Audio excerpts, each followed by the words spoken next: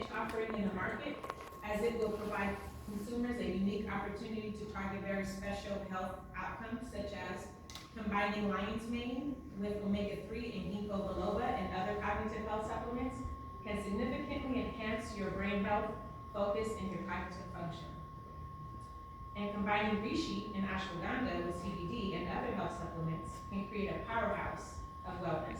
Reishi mushrooms are celebrated for their calming and stress-reducing properties, helping to bring tranquility within your day. Combining cordyceps mushrooms with vitamin B and other health supplements can create a powerhouse of energy and vitality. Cordyceps mushrooms are celebrated for their ability to boost energy levels, enhance athletic performance, and support overall stamina. Combining turkey tail mushrooms with immune-boosting supplements like vitamin C, zinc, and echinacea can create a powerful formula for enhancing your immune system. Turkey tail mushrooms are packed with antioxidants, immune-boosting polysaccharide peptides that help fortify your body's senses. Combining cordyceps mushrooms with CBD, B vitamins, and other health supplements can create exceptional formula for post-workout recovery and restoration. So I plan to include in my marketing pitches and educational content that there is a high efficacy with the impact of the mushroom extracts both in human and animal trials. But focusing on the human trials, clinical trials, they were done in the US, in China, and Japan. And in the clinical trials, the amount of grams that you use with the extracts needed to be reached to have bioavailability within your body and have the desired health outcomes. So that will be what makes my blend proprietary, because I'll be utilizing those minimum number of grams as I do my blends. So my target market, we'll have a screen on target market. So my primary market will actually be the coffee drinkers in America. Hoping to convert them. I was a convert. I was a really big coffee drinker, still am, but I do drink alternative coffee, matchas, herbal teas, etc. So that would be my secondary market. Health-conscious beverage consumers that are already exploring health alternatives to coffee. And then my tertiary market will be consumers that are very niche in terms of maybe they're just purchasing beverages, hot or cold beverages specifically for health outcomes, like someone who say has ADHD and they're really going for lion's mane blend because they're really going to support their children at school or themselves at work, or someone who's really a bodybuilder or someone who runs marathon, they're really going to explore cordyceps because they're really focused on making sure that they have vitality and energy, or someone who's suffering with stress or anxiety and they really need something like reishi to try to calm down, and maybe they have insomnia and need to go to bed, and maybe they don't want to do melatonin, so they're blending with reishi and some of the other calming aspects of that mushroom. So that would be the tertiary market. That would be someone to target for our products. So as I looked at the landscape of mushroom coffees are a highly saturated market with a lot of big names already enjoying commercial success. There are many players in this space, but I selected these three for specific reasons. First, Rise, because it has likely enjoyed the most commercial awareness. You guys have probably heard of them already in terms of its successful social media marketing. Second, I chose Four Sigmatic because of its wildly popular blends as evidenced by their growth sales. Lastly, I chose Mudwater because they're equally successful in terms of growth sales, but with a shorter time on the market to build the brand. The latter two have similar customized blends in the same way that I would like to present my product to the market. Rise doesn't have a customized blend for the desired outcomes. They all have mushrooms blended that have different effects, just all within the same product. So they don't have it like customized for different uses.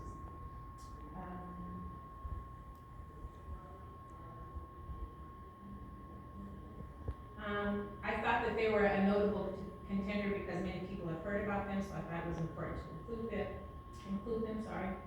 I do plan to go a little deeper into learning more about about Four Sigmatic and Mudwater and how they were able to garner national success. They're actually, at least in the case of Four Sigmatic, it's actually garnering global success now. And you know, what is the popularity and why they've had such a great breakthrough in the market? Was it their taste? Was it the quality? Was it the packaging? Was it the influencers that they've chosen to try to promote the brand? I don't know, but that's something that I'm gonna further take a look at and try to emulate as much as I can. So, now this is gonna be eye-popping.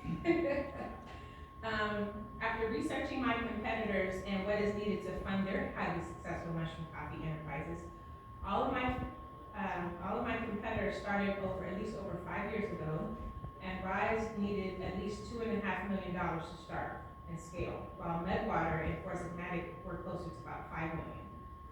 I figured to account for inflation, I'm going to need about $250 million. How will I raise this amount of money? You might be wondering, well, my plan is to have a mix of different funding sources, so crowdfunding, donations, investors, and loans. I also plan to enroll in several competitions where I hope to win award money. I didn't want to really put that in my business plan because that's not a guaranteed source of income, but it is something that I hope to use as a strategy to try to get some additional funding. Sales channels.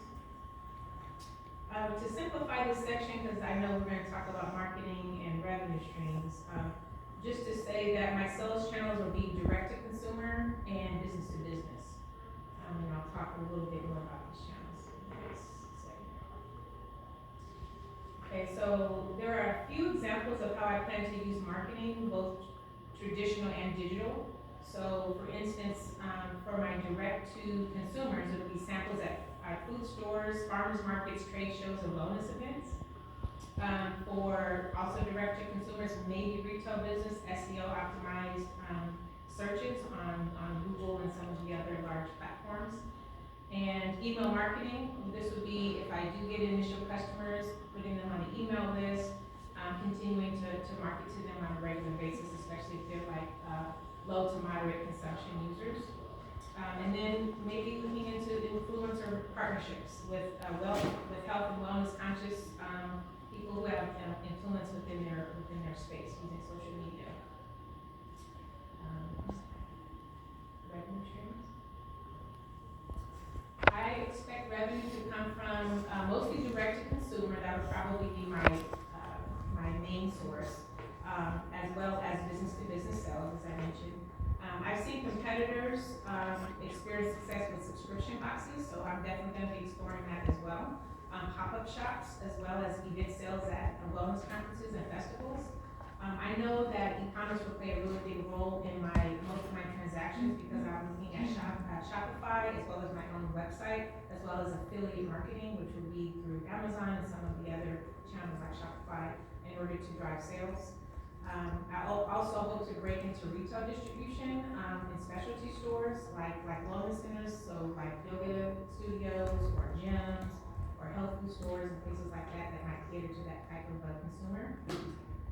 And I don't intend to white label the product to try to use that as a revenue stream to sell to other companies trying to break into the space because I don't want to create more competition. So it'll just be strictly business to business or business to consumer. Probably the most expensive line item on my balance sheet will be supplies, so basically the ingredients to make the product. As I mentioned earlier, I plan to source the highest quality ingredients that I can find. If I'm competing with the Rises and the Four Sigmatic and the Mudwaters of the world, I really need to make sure that my product is high potency and high quality, so organic if possible, and making sure that everything I do has high potential for high efficacy and high bioavailability in the body. Because I want people to see the difference in the impact of whatever blend that they're focusing on. I want to make sure that they come out with that desired outcome. I realize I have to balance the cost of goods with the price point because when you're breaking into a new market, you do want to, you don't want to be too undercutting the market because you want to kind of play within your competition. But you want to also give them a reason to buy yours as opposed to, well, why didn't I just buy of course it matters, they're already doing well and people already like this, instead of trying to move it, so. I have to think about, the pricing strategy on that. And I do know that leasing a kitchen space will be a significant part of my budget, as well as, later a manufacturing space, because I realize if I'm, garnering a lot of popularity, I won't be able to just use a commercial kitchen, I'll have to move into a manufacturing space to do things at scale. And then marketing will also be a key cost in my budget. So I've already created some pivotal milestones for the entire year. The first, I kind of front loaded some of my milestones, like, of course, this business plan is one, and then just the permits and all the administrative things, the licensing, the permits, and those kinds of things, those are more administrative things. And then the middle to the end of the year is more of the heavy lifting in terms of like doing more marketing, creating a website, planning with packaging, and starting the blends and all of that. So all of those are key milestones that I have towards the fall. And pretty much the way I've set it up, so I'm going to stress myself out, would be to just create a milestone once a month, so that every month I'm hitting some kind of a benchmark for myself.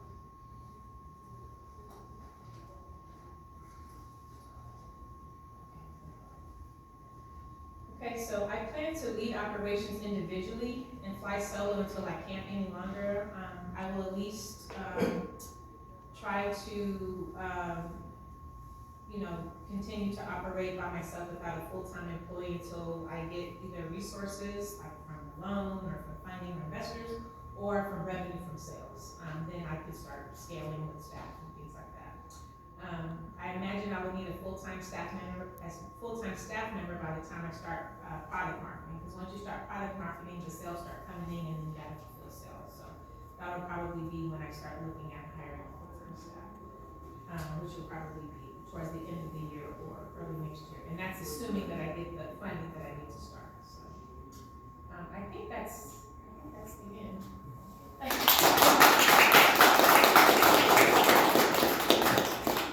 Did you do any projections?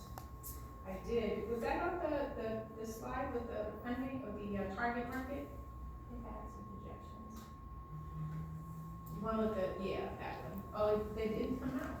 Okay. Well, in the live plan, yes, there's projections, but when you do the pitch conversion, the numbers didn't show. Trevor, you can go to my life plan itself, yeah.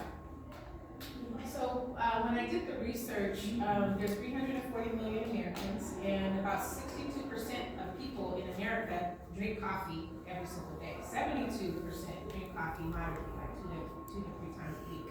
So that's about 51 million people in America. That would be my primary market. And then most people spend about $500 a year annually on coffee. And then for the health conscious market, they're known to spend about $700 a year on coffee alternatives. So your matchas, your herbal teas, your protein powders and shakes, mushroom coffees and things like that. So I did do the projections on, your annual cost, your times your market, like 51 million people. Yeah, and how much you bring it up. Let's see. Go to I don't know the software. I have to find exactly what it is, but.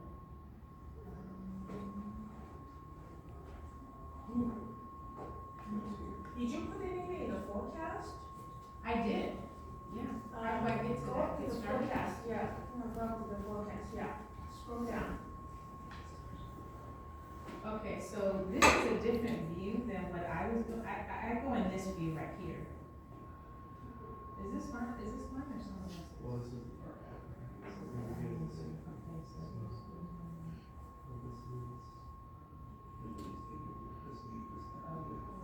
Okay. So if I go into my,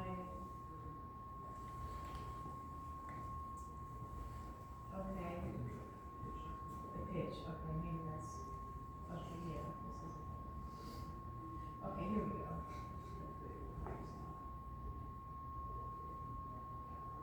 Okay. Okay. So this is where the numbers came in at. So my primary market was 51 million consumers. For the primary market, which I said were coffee drinkers, I was looking to convert at $700 in annual spending for coffee. And then the tertiary market, about 25 million people spend about $300 a year, and that's conservative. I think that they probably spend more than that on health conscious consumers that are focused on some of the health outcomes that my coffee is going to report. And then the secondary market was 21 million people spend about $600 a year on already using coffee alternatives like matcha and mushroom and things like that. Is that what you meant by forecasting? No, I meant the forecast for your own, How many sales and things like that? yeah. I was kind of using this as my sales projection. Of course, it's going to be in 1 year. It's going to scale over time. But that's kind of what I was doing. I didn't see that build out in my life plan when I was doing It's the pitch. forecast section, yeah. Okay. Yeah, I filled this out, but I didn't necessarily, it didn't convert into my pitch. I don't know why, I just. It should be, if you put the forecast, it should be there, yeah. Okay, well, we can work. I mean, the numbers- Work on this some more, it looks like you have the revenue projections there. Okay, maybe I was just in a different view that didn't, give that to me. No, it didn't come over, I see that. Okay. Yeah, I see it in the forecast section, Okay. scroll down, yeah. So when I go on, the dashboard is where you get or is it the pitch view? The pitch view, okay, The forecast portion didn't come over, yeah. okay. Oh, okay, edit and then forecast, okay. So Okay, yeah, I these are filled this part forecasts. out, but I don't know, it didn't give me the numbers. So I just, to that, I saw some of the forecasts there. okay, well, maybe it did it, it just auto grabbed my projections and created a forecast with it from what I gave it in terms of my target, markets. My secondary, Yeah, the tertiary, and revenue, will be, can't read. This is fiscal year, no, I think this is a default template. Yeah, this is a default template, because these are fiscal year 2018, Yeah. 17, and these are my numbers. Okay.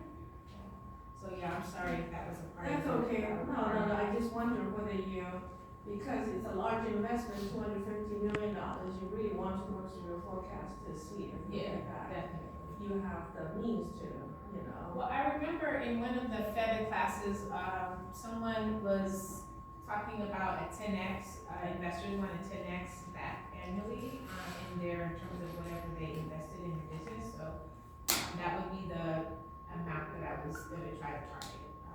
We're at least getting enough sales so that I can give back 10x to the, investors. It's not standard cost. Okay. I remember that was in the FEDA 1, beginners class, when we were talking about one of the women who did the wine business. She was going in a little bit more on that, and we kind of fleshed those numbers out a little bit more when we had investors, so. Okay, we'll continue to work on your, business plan, but thank you for